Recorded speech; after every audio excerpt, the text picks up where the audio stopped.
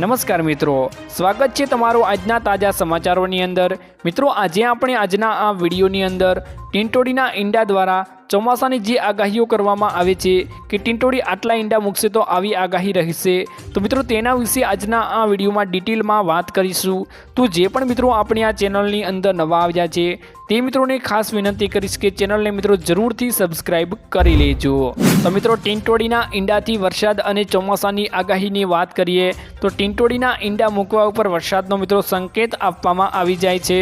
લુણાવાડાના દલુખિયા ગામે મિત્રો ટીંટોડીએ ઊંધા ઈંડા મૂકતા લોકવાયકા મુજબ અંદાજ મિત્રો લગાવવામાં આવી ગયો છે કે આ વર્ષે વરસાદ એવો મિત્રો સારો થશે। 3 ઈંડા મૂકે તો મિત્રો અંદાજ એવો લગાવવામાં આવે છે કે વરસાદ 3 મહિના સુધી રહેશે અને 4 ઈંડા મૂકે તો 4 મહિના સુધી વરસાદ સારો એવો થશે તેવી મિત્રો આગાહી કરવામાં આવે છે।